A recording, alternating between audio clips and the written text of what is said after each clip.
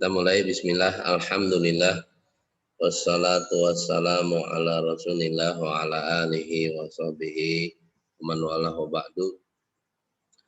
Alhamdulillah di pertemuan perdana ini setelah libur Idul Fitri kita bisa bertemu kembali. Mungkin di kelas-kelas ini saya belum mengucapkan taqabbalallahu minna wa minkum karena ini masih momen-momen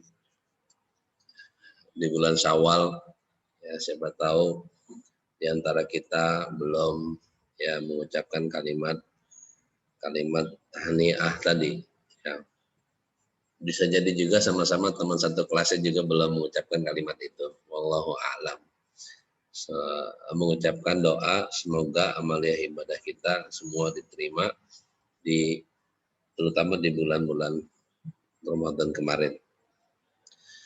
Kita lanjutkan di pertemuan perdana ini ya, meskipun hanya tinggal sekitar 2 kali pertemuan lagi ya, kita memanfaatkan waktu sebelum ujian buka buku dari Syekh Utsman Al-Khamis di halaman 39. Nah, di channel yang saya pernah kirim, mungkin bisa dicetak sendiri, ya, terus kita buka di halaman 38 ya. Di halaman 38, di situ muncul satu judul pembahasan yang beliau tuliskan di buku, ya, Hikbah atau Hukbah Minat Tarikh. Di situ judulnya dengan bentuk pertanyaan, mata ya, bada'a atau bad'u manhajut tasabbut ya inda ahli sunnah. Mata kapan ya, dimulainya manhaj atau manhaj tasabbut, meneliti ya, diterjemahkan meneliti boleh, terus memeriksa kembali juga boleh. Inda ahli sunnah, bagi ahlu sunnah, maksudnya kabar-kabar yang sampai kepada ahlu sunnah itu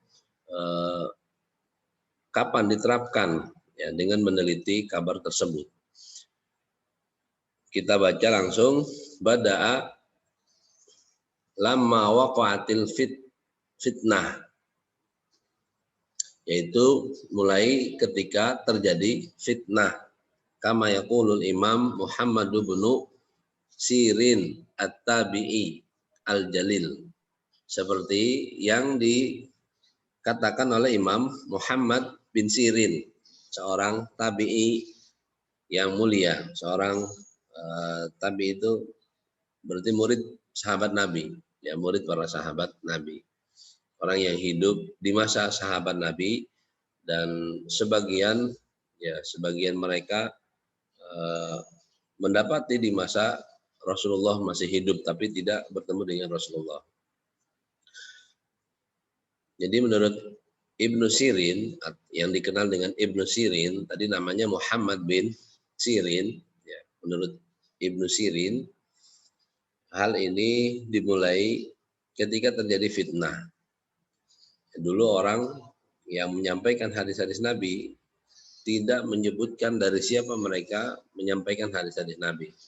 Tapi ketika terjadi muncul gejolak fitnah muncul di kalangan kaum muslimin, maka yang disebutkan oleh Ibnu Sirin ini, mereka mulai mempertanyakan dari siapa mereka meriwayatkan ilmu tersebut, ya, terutama periwayatan hadis-hadis Nabi Shallallahu Alaihi Wasallam. Yaitu yang pertama yang berkaitan dengan awal muncul tasabbut, ya, sikap atau manhaj tasabbut, meneliti kembali apa yang sampai kepada kita, ya, kepada kaum muslimin ketika itu. Beliau mengatakan, lam yakunu yas'aluna 'anil isnad. Dahulu mereka tidak mempertanyakan tentang sanad, ya.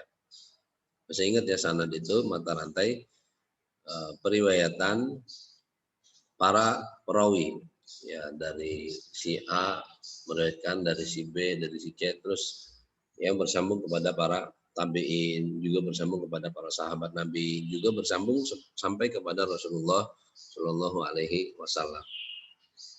Jadi dahulu mereka tidak mempertanyakan itu, ya, jalur ilmu yang mereka peroleh dari siapa aja.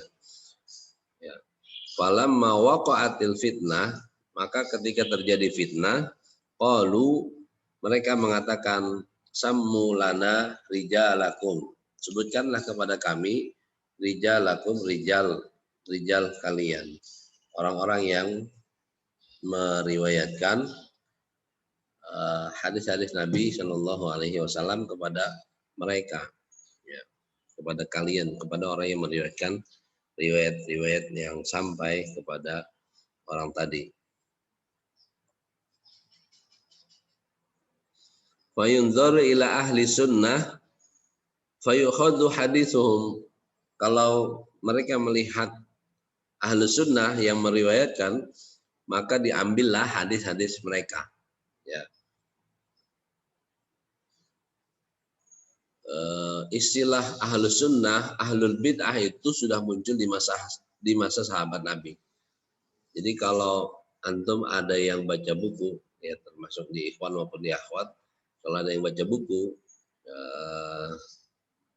atau mendengar pernyataan ya ahlu sunnah, itu baru muncul di abad-abad kedua,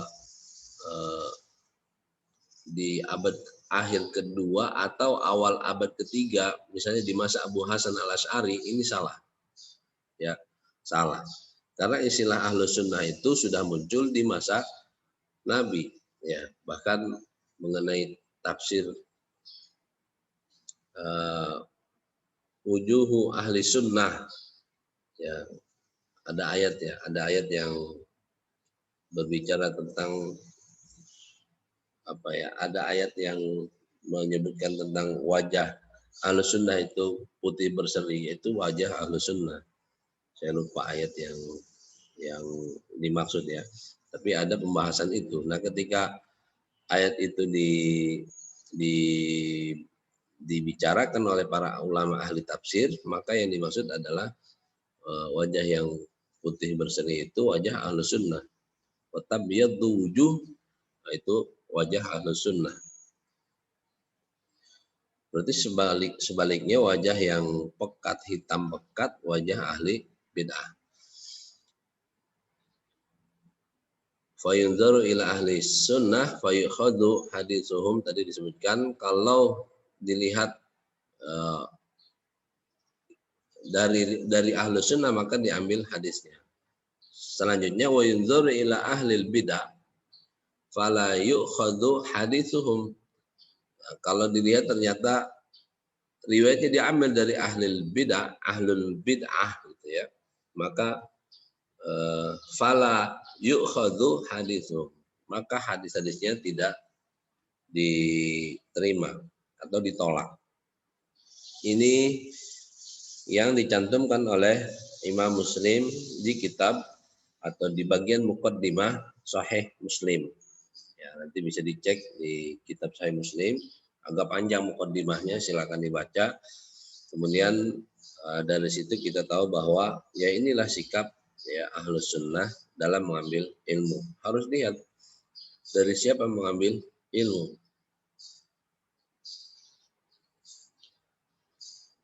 Ada pepatah Arab, undur maqala wala tanzur man qala. Ya, begitu ya, pepatah Arab. Lihatlah apa yang dia katakan, wala tanzur man qala, jangan lihat siapa yang mengatakan. Berarti ini kebalikan dari apa yang tadi disampaikan. Kan yang tadi saya sampaikan yang dikatakan oleh Ibnu Sirin ini menjadi prinsip bagi kaum muslimin.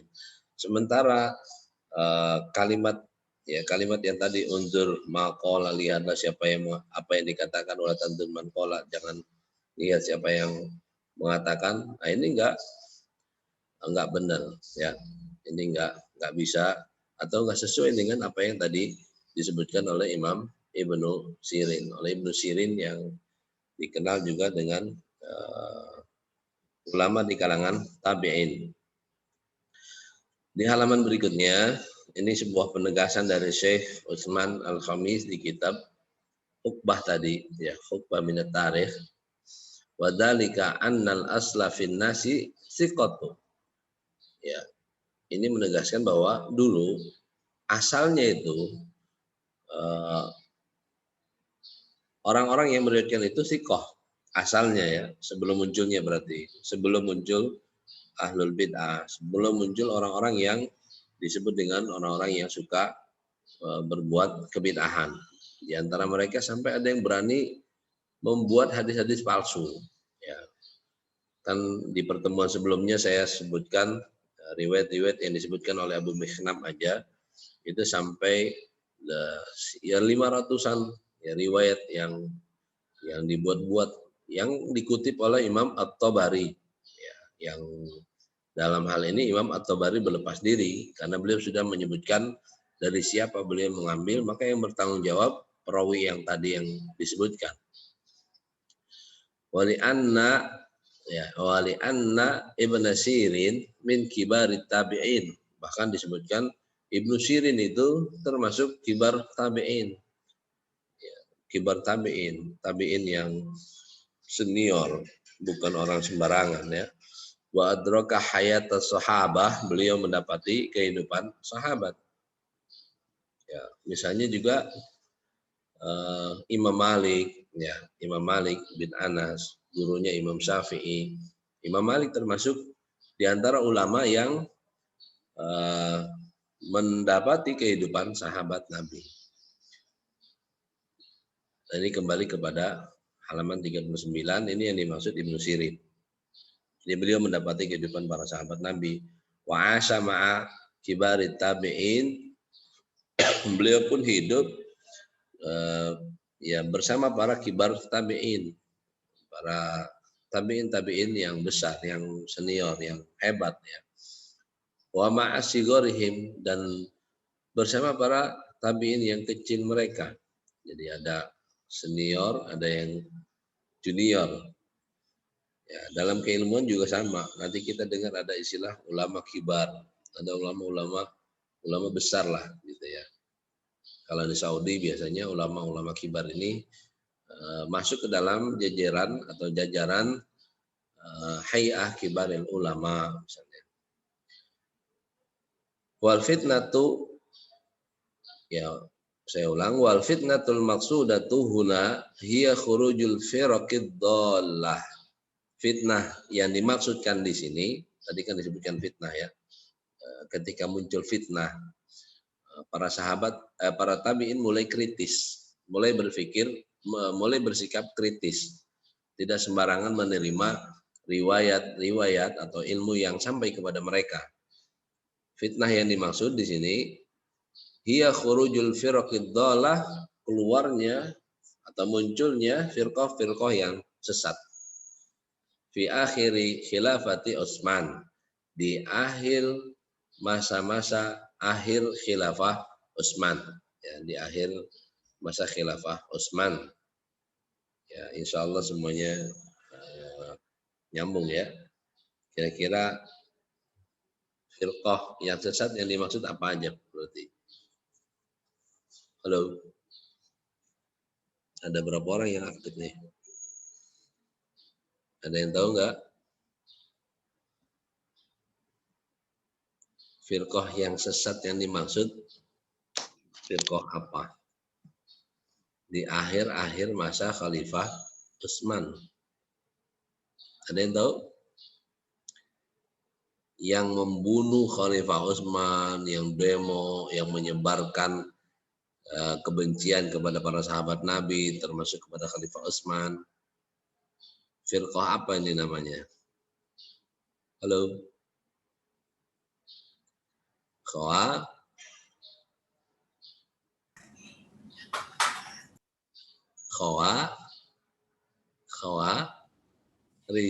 Oh, nggak ada yang nyambung sih. Khawarij. Iya, Khawarij. Kemudian ada lagi Syiah.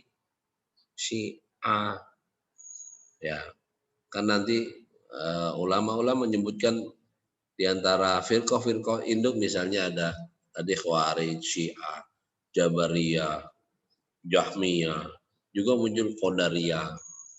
Itu firqah-firqah induk.